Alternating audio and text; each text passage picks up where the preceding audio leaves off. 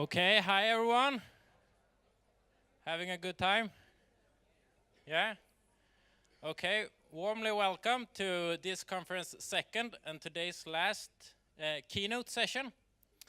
And for our next keynote speaker, we are very proud to present the president of our partner and co-organizer to this conference, the International Bullying Prevention Association, IBPA, Dr. Patti Agatston. Dr. Agatson is a licensed professional counselor and prevention specialist. And she is well known and I'm sure a great inspiration for many of us for her engaging advocacy to increase the understanding of bullying in general and specifically cyberbullying. She has authored and co-authored in some of the most important books on cyberbullying like Cyberbullying, Bullying in the Digital Age, and Expert Perspectives in Cyberbullying. We are very honored and excited to learn more from the amazing and important work you are doing. Warmly welcome, Patti Agatston. Thank you, Jacob. Thank you so much, Jacob, and thank you to the Friends organization and the committee that's worked so hard to put this conference together. It's been a great day so far, and I hope you all really enjoy the opportunities for learning that are here, and I've been taking advantage of them as well. And of course, the International Bullying Prevention Association was really pleased to partner with Friends to help bring this event about as a sponsor. And so we just appreciate all the good work that Friends organization is doing. And I wanted to share, in case you missed it, at the back on the table, back on the left, towards the left when you exit, we do have some information about the International Bullying Prevention Association. Some of you, I think, have been to that conference as well as here. And we'll be in Nashville in 2017 in November. So if you want to hear some country music or come to musical capital, it's a lovely place. And we also are offering a free IBPA membership to any of you who are here today for 1 year. So there's a code on this card on the table. So you can join our organization, have access to our past webinars, as well as the past conference proceedings. We upload the handouts and presentations there. So it's a great resource for those of you who are interested and want to take advantage. And I have had a wonderful time touring Sweden, well, and to Stockholm. This is my first visit to Stockholm. And I should say, I think we took advantage of it very well. We came in early and did Old Town, which was quite lovely. Went around the Royal Palace, saw the changing of the guard. Also made it over to the Nobel Museum as well as the Vasa Museum. But I have to say, I'm totally complete now because we ended at the ABBA Museum. So it's great. So I love Stockholm, so happy to be here. And I want to share with you a little bit about what I've spent some time doing this past year, is talking again to youth about, in focus group interviews, about their perspectives about social media and cyberbullying. And I did this, really, it was back in 2006 when I first was collaborating with Dr. Susan Limber and Robin Kowalski at Clemson University, who were conducting some of the first early research quantitatively on cyberbullying. And at that time, I partnered with them to do focus groups in the schools to just hear that youth perspective. And occasionally, I try to pull kids back together and update that. I work in the schools. I speak a lot to parents as well. But this year, I thought, okay, I'm going to really do a number of series of these focus groups with middle school and high school students, which for us, our middle school are our 12 to 14-year-olds, and then our high school is our 15 to 18-year-olds. So I'll be sharing some of those perspectives with you all today, kind of an updated version. And then what they said about addressing cyberbullying and other harmful conduct, and how we can kind of apply what we're learning from both the prevention field and also from the youth perspective. So that's my plan to cover today in our last hour together. And I also, just wanted to share, as I was thinking about this topic, and when I talk to adults a lot about social media, I often get I get extreme perspectives sometimes on youth and social media. And I chuckled about this recently. I was in Portland, Oregon. If you've ever been to Portland, Oregon, it's also a lovely city in the United States. And they have a huge bookstore called Powell's Bookstore. People come from all over to see Powell's. It's 6 stories high and just books on every topic you can imagine. And as I was walking through the store, I had a chuckle because I saw these two books side by side. And if you look at the one on the left, it's evidence, it's a logbook. Evidence the world is basically good, a logbook for optimists. And then on the right side, you have evidence the world is basically evil, a logbook for pessimists. And so you get to choose, but sometimes when I'm talking to adults about using social media, I definitely hear a lot on this side of the table.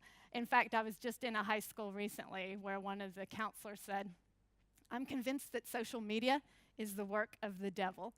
So anyway, so we definitely see a lot of different perspectives there. But we're going to be try to have a balanced approach today, and I just lost my view, so I'm going to ask for some technical assistance on what I clicked on that made the screen go dark. But let me see a show of hands, there we go, for how many of you would choose this book, The World is Basically Evil, for pessimists? Others? So we have a couple here, okay. And how many of you would choose The World is Basically Good? Okay, good. So we're in good standing. We mostly have optimists here, which I think will help us to do the important work we have to do. But yet, we also need to listen from the pessimists sometimes because there are concerns out there. We need to be balanced. But I hope that we will remember when we're talking to youth about social media, it is important to be balanced. It is important to recognize all the things that they really find important and useful about social media too. Because if we come in in a very negative approach, they often will turn us off and not listen to us. But before I get into some of the things they told me, I wanted to start with some really good research that comes out from the Pew Research Center. And this is 2015 data, but they often are doing surveys with youth in that 13 to 17 age range on teen social media and technology. So this is US data. But they found that 57% of teens had made a new friend online. So some kids are making friendships through social media online first. And that 70% of teens who use social media did feel better connected to their friends through the use of social media. And this came up in our focus groups a little bit as well. 68% of teens have had friends support them through challenging times through the use of social media, and that definitely came up. But they also, on the negative side, shared that 88% of teens believe people share too much information about themselves on social media, and that 21% of teens feel worse about their own life because of what they see their friends post on social media. And that's important because I think that also we see that with adults as well, that issue of when we are doing comparative analysis of our own life by what we see on social media. And I think it made me laugh. My husband showed me this clip that I said, okay, so we have to take this with a grain of salt. May your life someday be as awesome as you pretend it is on Facebook. Because we all tend to put, we're carefully curating and putting the best moments of our life often on social media. And actually, that's okay. I mean, I could be accused of the same thing. I'm not likely to share the most negative aspects of my life on social media, although some people do. But typically, we present and curate, the positive image that we would like to show to the world. But it really becomes a social media literacy skill for youth to help them with that. And I love this quote as I was talking about with Ann Collier, who's with the Net Family Collaborative and also started a social media helpline in the US. And she said, we really have to help teens understand the pitfalls of comparing their inner life to somebody else's carefully filtered, selected, and curated photos of his or her life on social media. So social media literacy is really going to be, it is already a critical skill for our youth, and I think we can help them with this. And some people are able to see that, just like we teach with, youth who looking at magazine photos and to understand how that is that the images presented in fashion magazines are not real. They can sort of learn to do that as well with looking at social media. Unfortunately, some people don't do a comparative analysis, but there are a fair amount of people who do, and adults as well, and it can lead them to have more negative feelings after they've been on social media. So that's an important skill that youth are going to need. Now, we also just got some new data. I had to change my rankings of the most popular social networking sites in the US because new data was just released by the Associated Press's National Opinion Research Center, just end of April 2017. And it's actually the same person, Amanda Lenhart, who did this for Pew, is now with the AP's site. And she shared this new data that previously, in 2015, the #1 social networking site in the US was Facebook. But today, it is Instagram. And this is also what the kids were telling me in the focus groups, that they spend most of their time on Instagram. Oh, and don't feel too bad for Facebook because they own Instagram. So they're okay. And #2 is Snapchat. And so that was the other site that the kids said that these are the two that they spend most of their time on, most popular. But Facebook is still up there. As the youth say, it's kind of like the phone book. We got to have our listing there. But we're spending most of our time socializing on Instagram and Snapchat. So from there, let's share a little bit about what the kids talked about in our discussion groups. And they definitely were highlighting the positives related to their use of social media to build, connect, and maintain friendships. But they also shared some challenges that they had. So first of all, in talking about what they liked best, they like being able to hang out without having to be in person, with their heavily scheduled activities or with the situation where their parents are less likely to let them roam about the neighborhood unsupervised because they don't think it's safe. They find out it's convenient to be able to hang out on social media when they can't see their friends in person. They talk a lot about the positives of being able to share compliments and be supportive. And I think that's important to keep in mind because if that's a support system to youth, we have to recognize that when sometimes we want to step in and say you need to limit your access, we have to keep in mind that it's also limiting, for some of them, a support that they have. And we'll come back to that. They like the opportunity to share photos and experiences.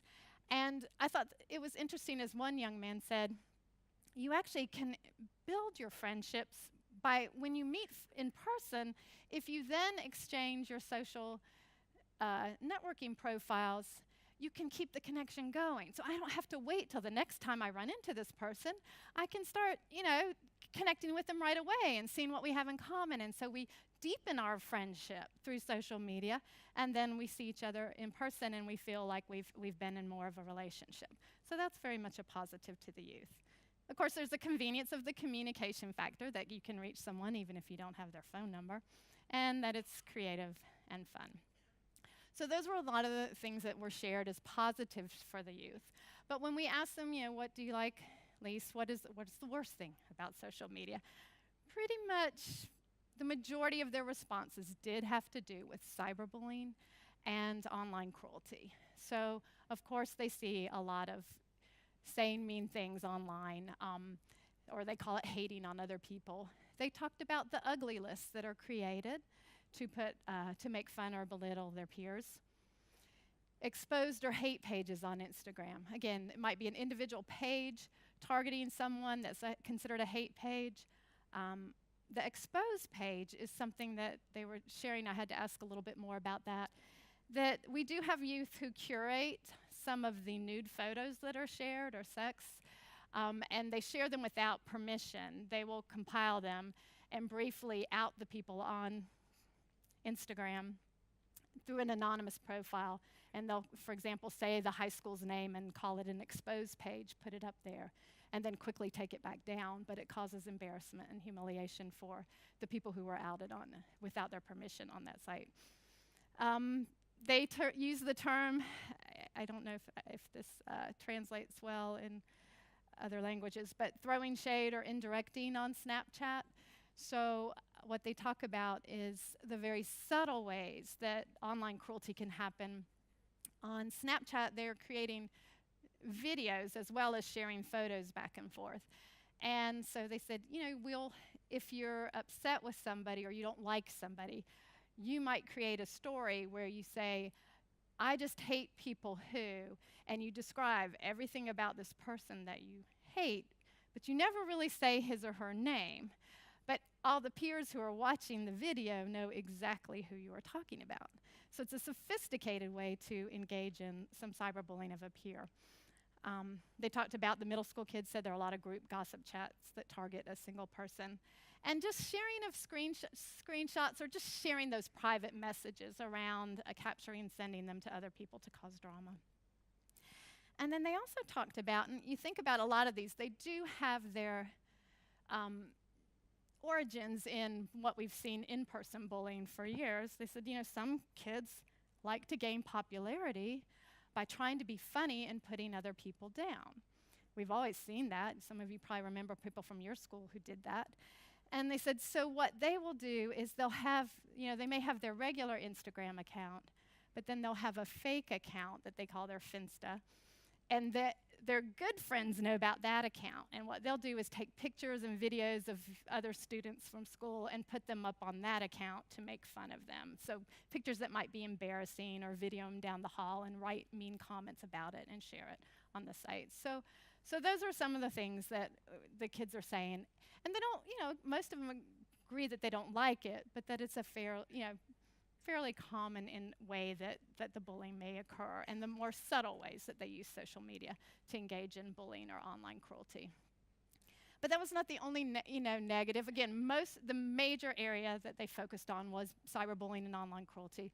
But when we asked some of the other youth brought up a different area that they thought was the worst thing about social media, and that was just the pressure to always be available and to respond. So one young woman said, you know, it is time consuming. It does take away from my family time, because I feel like I have to always be checking it, and it would be better if I was, you know, spending time with my family. That things happen fast and unfold quickly, so it's hard not to react. They feel like they have to keep in touch with what's going on. And of course, the apps now have it built in to kind of motivate us to keep a streak going. Some of you may be keeping streaks going for very positive things in your life. Anybody here with their Fitbits get excited when they get a certain number of days going, reaching your steps? Yeah, so that's a good motivator. I actually use a meditation app. I think that's kind of funny that, you know, meditating and mindfulness through technology. But I get streaks. If I do it for a certain number of days, I can actually earn a free month for a friend. So that's a motivating, and it's a positive. But if I let my streak end, the only person it impacts is me. For kids who are getting encouraged or using Snapchat in particular, they talked about they have to keep streaks going with their friends.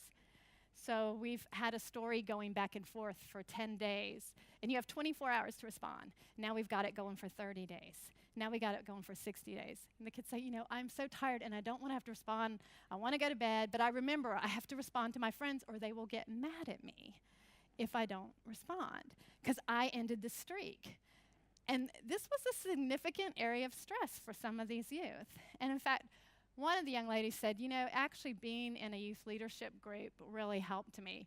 She said, because I recognized through talking with other peers that if my friend was no longer going to be my friend because I ended a streak on Snapchat, then perhaps this person isn't a good friend to begin with.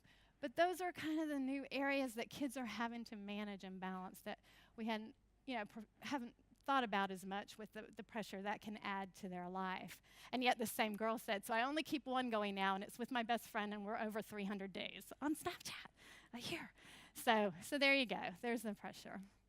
But from there, I asked, really wanted to get a sense from them if cyberbullying, if they see it as kind of a separate issue that occurs online, away from their peers, or is it something that's really more in connection to their ongoing relationships and between the peer groups that are known to them? And they said, absolutely, it is about our relationships that are ongoing in our lives. And it's, that's where our online bullying or drama, which they do use that term a lot, as Dana Boyd wrote about in her work, it's complicated. That youth, particularly in the high school level, prefer sometimes to use the term drama in the US rather than to say cyberbullying, because they think of that as kind of a younger term. But often there's a lot of overlap between the two. So the youth said the themes that came up from this discussion was that there's almost always an in-person aspect to their online bullying and conflict. And occasionally we hear about this in schools that occasionally lead to physical or verbal altercations. But the kids said, most of the time it's just at least a lot of gossip or exclusion. So you're avoiding someone at school, or you're talking about it and whispering because everyone's talking about what happened on social media the night before. So a lot of subtle types of cruelty that can occur based on what's happened the night before. So, and actually with the younger students, when I was trying to get them to give me examples of cyberbullying separately from in-person bullying, it was difficult for them. They were kind of like, why are you trying to split these two out? It's just bullying. And so I recognized that it's such a fluid aspect between their online and offline lives that it can be sort of a arbitrary thing when I come in and try to say, okay, just tell me about cyberbullying now just tell me about in-person bullying. So I guess what I'd like you all to think about is, should maybe we start to move to the avoidance of differentiating between bullying and cyberbullying so much?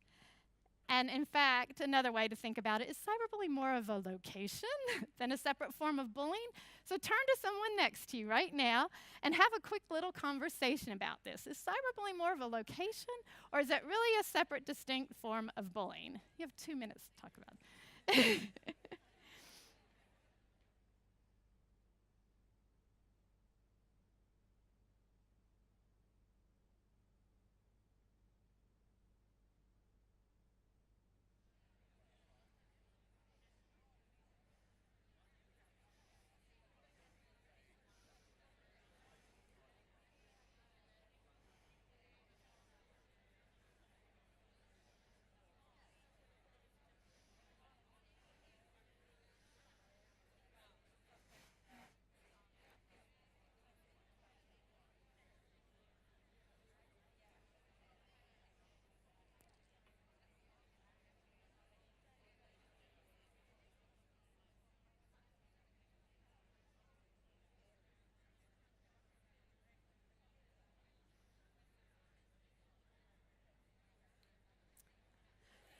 Okay.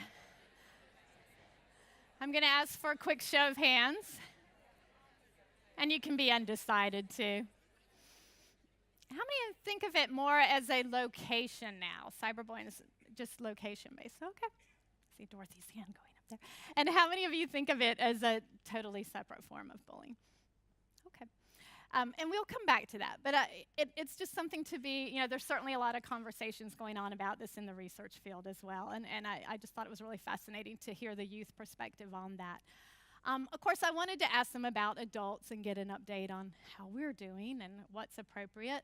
And particularly in the area of starting with parents, what can parents do to help prevent, can they, with cyberbullying? And, that question of monitoring their technology, with teens, it always gets a lot of discussion going.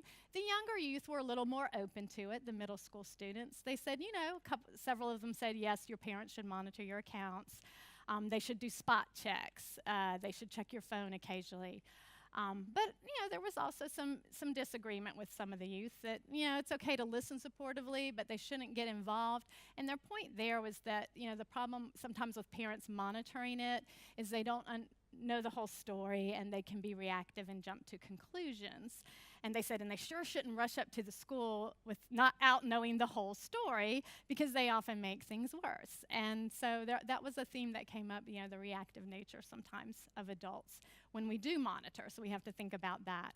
High school students were less open to the idea of monitoring. They said, there are workarounds, even if they are monitoring you.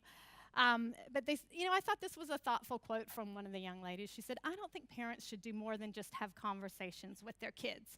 I mean, monitoring's okay when you're younger by following you on Instagram, but conversation is the main way.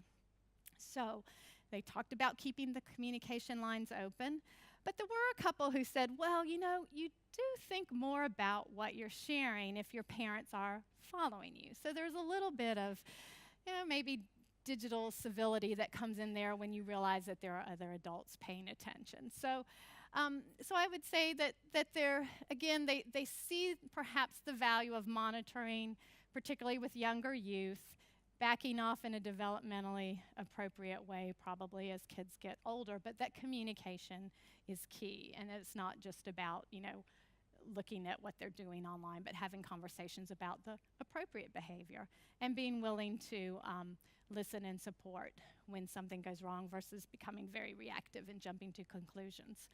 So high school students were not too positive about what our adults' role in the schools, educators' role, that we could help much with cyberbullying. They shared that they just didn't see that teachers knew much about what to do about it. And they also stressed, which we know to be true, that they're going to talk to their friends first if they do have a problem. They're not likely to go to a teacher at the high school level if they're having a problem online. And I think what the research shows is they're more likely to go to friends or parents are the two areas. And if they do go to a friend or a parent, it usually means that it's pretty serious. Middle school students were a little more open to seeing a role. This is the younger teens for the educators. They said, well, if you know a teacher well, you could talk to them. You can tell the counselor because they're more supportive. There was a debate in one of the groups about whether there should be an app for administrators to see if bullying occurs. But then they also said, but you know what? How would that really work? Because if you don't know all the behind-the-scene details, just having something flagged, it might not be appropriate anyway, which is true. It's very challenging when you don't know the context. So, and we've heard these comments around the topic of bullying forever that, adults either take it too seriously or not seriously enough. So hard to find that good balance in the eyes of youth. And of course, there are some who say, one who said, well, we should just be there to listen and talk, but not give consequences. And I don't think he was really saying that we should never give a consequence for what happened online. But again, I think his point was just, listen and talk it through. Don't jump in and try to punish someone till you know the whole story of what's going on. But both age groups really felt like youth were the ones who had the role. So I think involving children in the issue of bullying was what Maria Santos said this morning, and they are at the heart of this. And I think that's what the youth were saying too, is that, we have to play that role when we see, whether it's, really cyberbullying or bullying, but they were talking about it through cyberbullying because that's what I was asking them about. And but what was interesting to me was when asking about what they can do to help, they talked so much about in-person solutions, how important it is to offer in-person support. They said some of the quotes, it's more mature to talk things out. Now they did say you can tell your friend to block someone who's bothering them, but don't confront them online because that often makes it worse. They said just support the person, listen, and talk with them. They even shared, and this was new from years ago when I talked with them, where they said, well, you could post positive comments online. They said, you can help a friend face-to-face easier than inside social media because it can just fan the flame. If a lot of people start weighing in, it escalates, and they've seen that happen often. I said, well, what about private messages of support? And they said, well, even that sometimes gets used against you. So somebody will screenshot it and share it around, and it can escalate again, either the bullying or the conflict that's occurring. So even with that last quote, everything's so contextual, it's hard to report, it's best to just talk in person. Now again, their responses imply that they usually know who the people are who are involved in online bullying. But often these kids do know who it is, or they have a suspicion of who it is from a peer group. Because I think there is, if somebody just has a random anonymous person perhaps trolling them that's not related to their peer group, they can block that person. And I think, again, the research from David Finkelhor's group, I think it was Lisa Jones and Kim Mitchell, but that mixed harassment where it's in person and online is the most harmful. So it's that relationship aspect that makes it particularly hard for kids to deal with. But so what they're telling us, I'm going to jump back for a minute, is that that to be there and listen and be supportive is what they need the most. And that actually came up from the Youth Voice Project research that Sharissa Nixon and Stan Davis have done on bullying and cyberbullying through the years. They interviewed youth who had been experienced both bullying and cyberbullying, and they said what was most helpful to them was to hear, to have someone listen and validate what they were experiencing, and to be encouraging, but not to just offer cheap advice like, just ignore it or, just walk away. They wanted to be heard and validated and supported.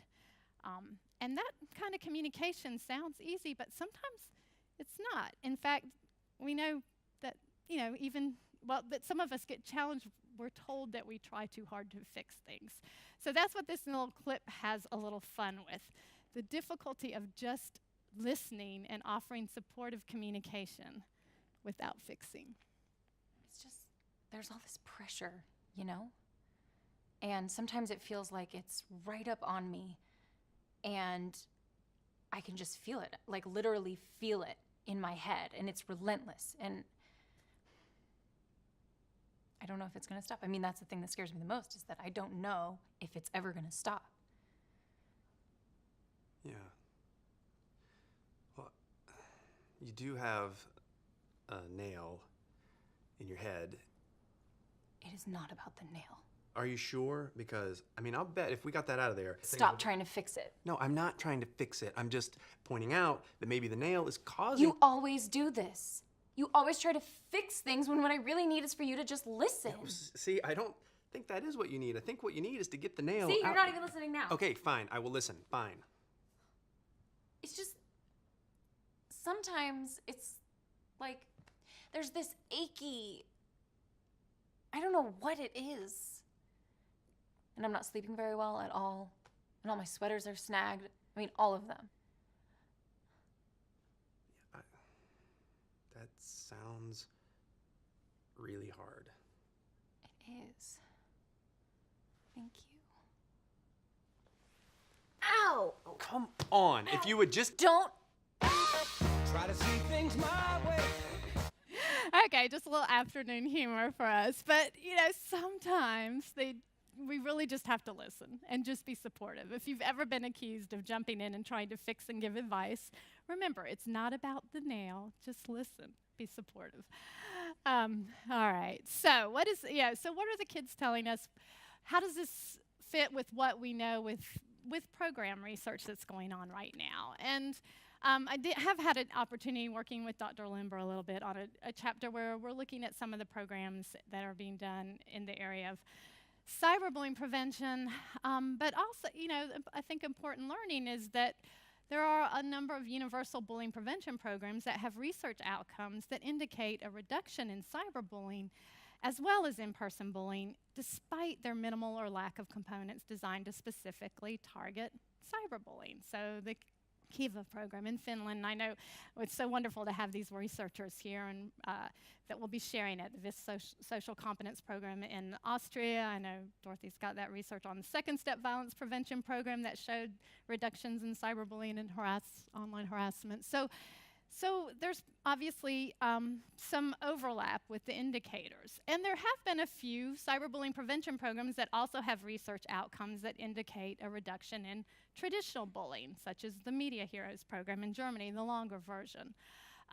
Again, and the authors were not saying that you should just do cyberbullying prevention separately from universal bullying prevention, but they were able to show that it impacted both. So there does appear that effective programs can have an impact on both types of bullying, since the risk factors and dynamics are similar. Of course, the other thing to keep in mind, some successful cyberbullying prevention programs were implemented at schools that were already implementing universal bullying prevention programs. So, they already have that in place. However, there has been a review of the research on internet safety education programs in the US, which tend to be very short, limited, and it's suggested that most were not incorporating skill-based objectives.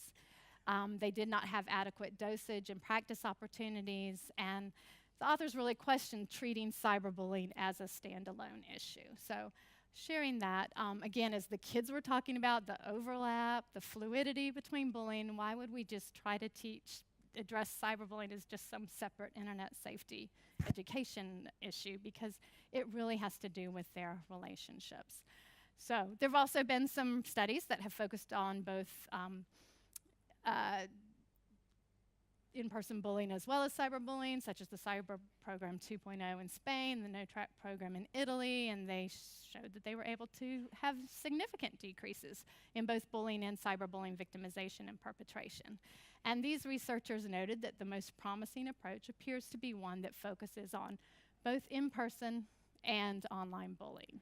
So I think we want to move away from treating cyberbullying as this completely separate issue, and that is what the National Academies of Science, Engineering, and Medicine concluded from their work in preventing bullying through science, policy, and practice, that cyberbullying should be considered within the context of bullying rather than as a separate entity. So, let's try to move away from some of our mistaken approaches to the prevention of either cyberbullying or bullying that includes school assemblies that are short-term. And this, again, this is common in the US because even though we have many states that mandate bullying prevention, there's really no requirement on what's involved. So you can do a one-shot assembly for an hour for your students and check it off and say you've done your bullying prevention for the year. So we definitely have challenges with getting really effective universal bullying prevention programs into our schools because often it does require funding and resources, and there's not always that resource behind it. So we talk about having unfunded mandates a lot in our states because we're required to do bullying prevention, but we don't always have the resources to do so. And so there is a reliance sometimes on short-term approaches. There's a reliance, particularly if they're trying to go more in that internet safety education avenue of just having something to scare kids about cyberbullying. And we have to be careful about those messages that are norming the behavior we don't want to see. So they try to scare the kids about cyberbullying and maybe that cyberbullying causes suicide.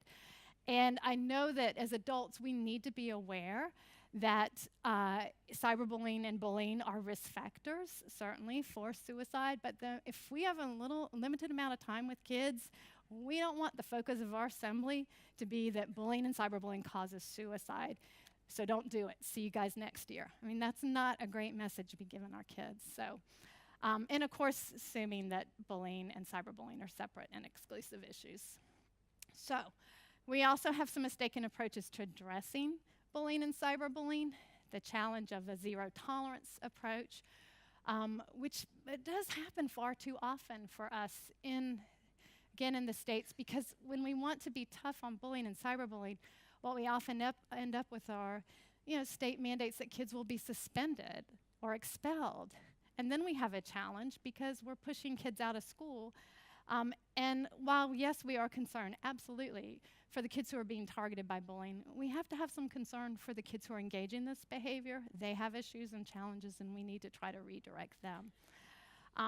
We still run into the idea that if it happens off campus, it's not our job. And so, particularly with online bullying, we still have to try to get that connection, that there's such an overlap that we need to address it offline or online. And more of our schools have passed laws and more of our states have laws, and the policies include cyberbullying, but the standard is often a little higher to meet it, where you can actually discipline for it than it is for in-person bullying. And we also run into overzealous prosecution, where we want to criminalize behavior. We want to criminalize bullying and cyberbullying. We want to criminalize sexting. Yes, we can charge youth as producers of pornography for sharing nude photos. So they can be both the victim and the perpetrator in a sexting case. And while it is a problem when they're being exploited or images are shared without their consent, when we have consenting minors sharing photos, it really doesn't make sense to charge them with producing child pornography, but that happens in some of our states with overzealous prosecution and district attorneys. So, all right, so we want to stay away from those approaches that we know are not helpful. We know that many of our discipline challenges are social problems. They're relational and interactional. That's what the kids are saying. Our teens are saying we need thoughtful, non-reactive, person-centered, relationship-based solutions. These are best. We need the universal bullying prevention. We're seeing some research that says that we're making a difference. And actually, there was just great new research from Johns Hopkins University in the US with over 200,000 students showing a 10-year decline in bullying and a decline in cyberbullying since 2010. So some of the things, the policies, awareness, and strategies appear to be making a difference. But we also need those frameworks to include those communications, social, emotional learning that we need to have take place in a supportive environment. So as I'm trying to work at what are some things we can do to address it, but make sure that we're not going crazy with zero tolerance and too much suspension in our schools, I'm starting to have a greater, well, I have had an appreciation for restorative practices, but I'm really starting to push it a lot more with the schools that I'm working with. And we are seeing some promising outcomes as well. So it does, allow for that opportunity to build community and to respond to challenging behavior through authentic dialogue, coming to understanding and making things right. And so the International Institute for Restorative Practices is based in Bethlehem, Pennsylvania, but they have offices around the world. I know many of you also have some background in restorative practices. I had used it and wrote about it when we originally wrote our book on cyberbullying. I remember talking to Dr. Limber at Clemson and saying, I've got a horrific case here, and I really think we could do a restorative conference. I know there's mixed ideas about pulling bullies and victims together when there's been an incident of bullying, but I think it could be helpful here.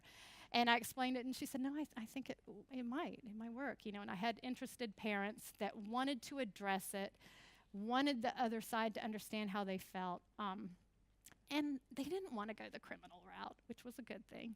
And it was very successful. But I was pleased about that, but I never actually went and to the extent to get fully trained and licensed so I could train more of our schools to start putting that into place. But we're doing that now, so I'm excited about that.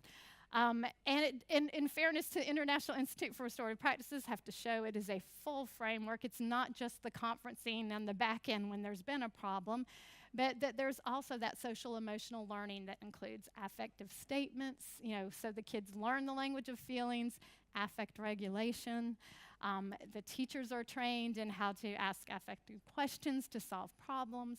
We use small impromptu conferences when there is a problem, when we need to problem solve. There are groups and circles. Obviously, those of you who do class meetings, a lot of you use circles in your classrooms already. That's the piece that is building the community and relationships.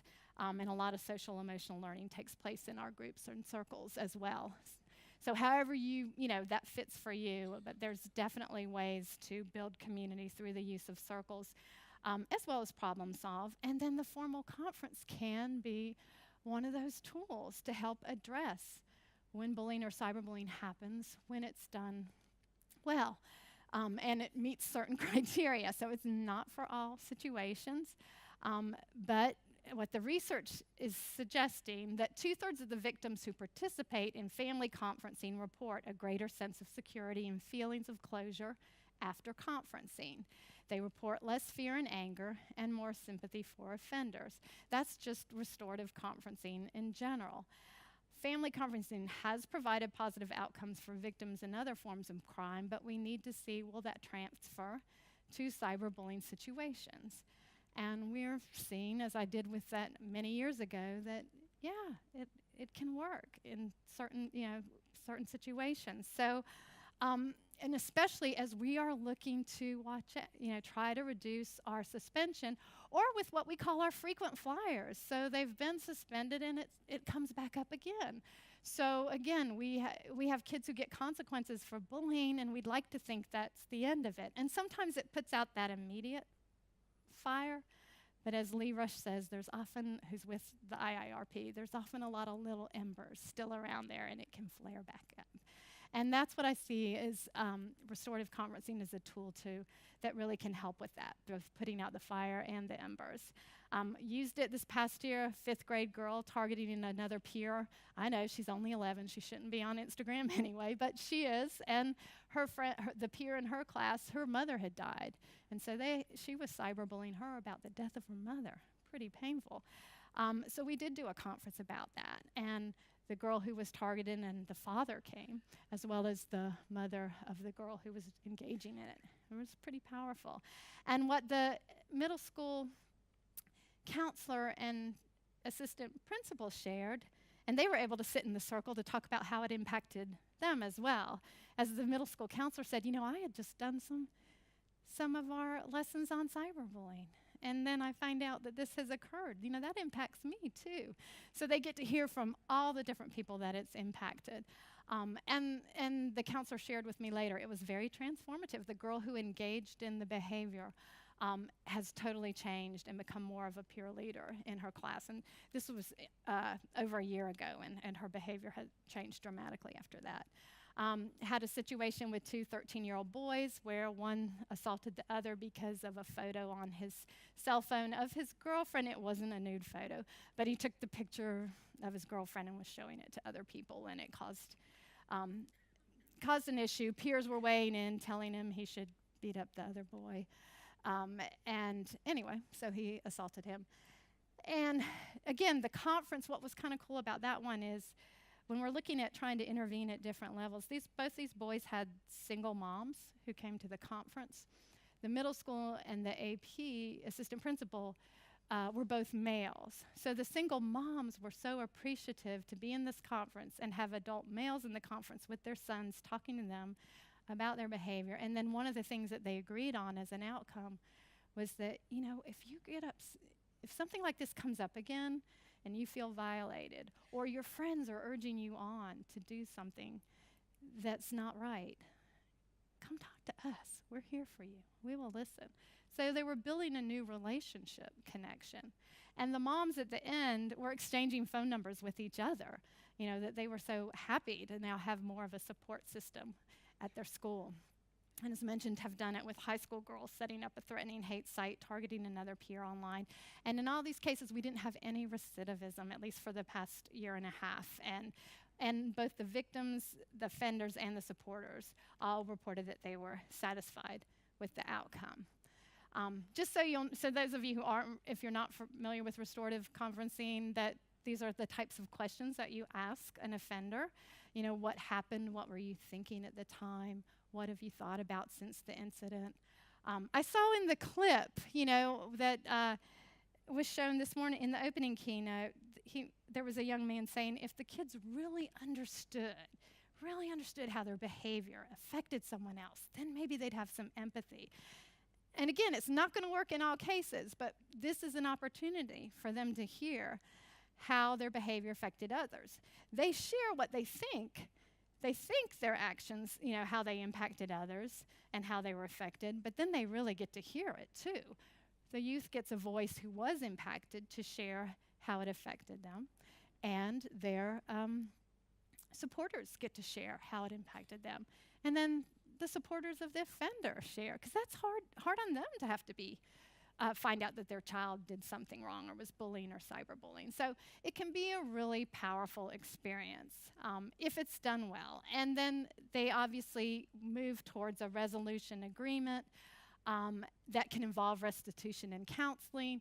So what are we going to do to repair the harm here? Do we need outside supports? Do we need outside counseling? So do we need to reach outside of this system to get some support? Any safety or retaliation issues are addressed, and any follow-up needings if needed. So again, it may be an effective intervention. I'm saying part of some tools that you can have if the aggressor takes responsibility for his or her actions. So obviously, if you have an offender who is not taking any ownership, it's probably not going to be a very good conference, so we don't want to go forward with that. It has to be voluntary. The youth who say they want to be, who are have been victimized have to be willing to be in this setting. And there's prep work to make sure that it's going to go well. The focus is on repairing the harm. We have to follow the script. The facilitator has to have training in order to do this. And it should be part of a broader restorative practices approach and part of your broader bullying prevention, social emotional learning approach. But I really think that this is an opportunity to address some of the issues we're having with kids, particularly our kids who are minorities often get a lot more of the suspension and pushing out, and we've got to have other things in place to address it. So So we've been doing some training with some administrators to get them on board with this. I loved this, asked for some feedback on it. This administrator said it was hard for him because he likes to lecture his kids when they get in trouble. So it's kind of like, again, that issue with the nail. We want to jump in and tell them what they should be doing. But he said overall it went really well. But being completely neutral was hard because I'm the type that always uses an opportunity to give advice to our students. So the next time I'm going to have one of our teachers who was also trained do the facilitation as long as it's not one of her own students. And he said, but the key to me was that he said the counselor and other administrator who participated loved it as well. When's the last time you heard disciplinarians say that they had to deal with the discipline issue and we loved it? I mean, that's a difference, right? And that's what I see when these conferences go well. People come out of the room and they're feeling good. There's a sense, there's a high that comes from being in a good conference. So this came from the principal who had the team trained, and she just wanted to give feedback on it. She said, I'm not sure who's in charge of this at the county level, but our assistant principal has been a rock star with it. We've had such positive results so far. He did one with a teacher and a student. He just did another with 2 students and their parents. Again, I should point out with a lot of my schools, these are schools who are either already doing the old VAS bullying prevention program or they're doing, I actually have a couple that have done second step and the steps to respect, and schools that use the PBIS, positive behavior intervention support, but they're adding this level on it. An assistant principal said, during the restorative conference training, I was immediately intrigued by the concept, but I wasn't sure if it would actually work. But after facilitating a few conferences, the students, parents, and teachers have voiced their appreciation that the issue was being resolved as opposed to simply issuing punitive consequences.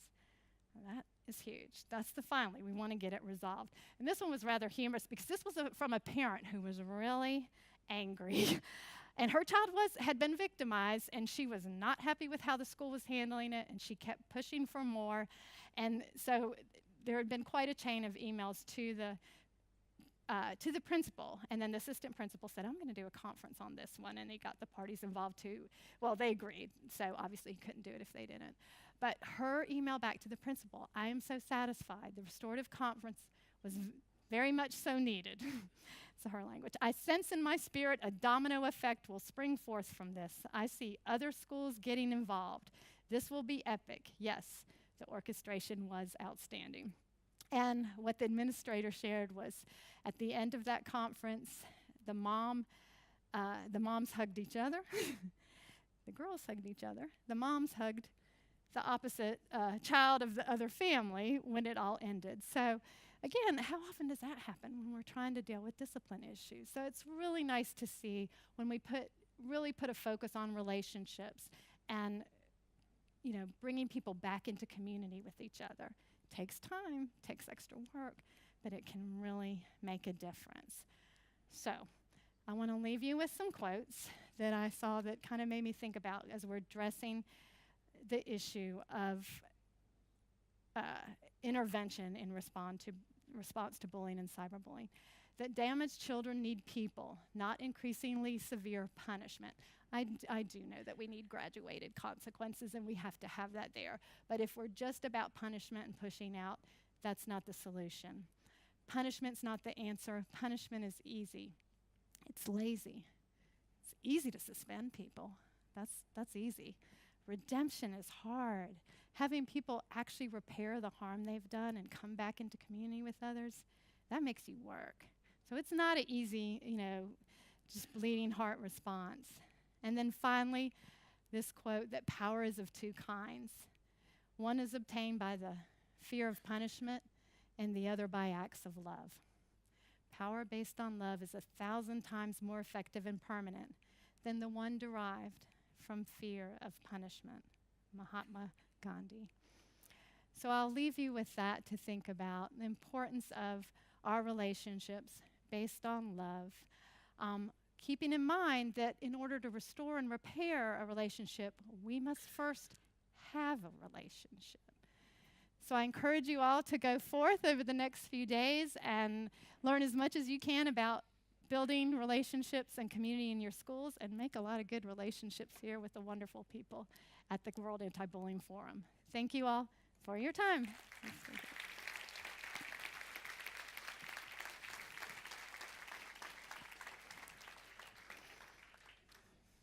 Thank you so much, Patti, for an amazing presentation. And thank you for a great introduction to the restorative practice and pointing out the fluence of interaction between online and offline context. And also thank you very much for being an amazing advocate for maybe the most important perspective of them all, the child perspective. Yeah. So thank you so much, and we will give you a taste of Sweden as well for coming here. I love Sweden. Yeah. Sweden's great. Thank you again, Patti, for your Appreciate it. wonderful Thank you, presentation. Jacob. Appreciate it.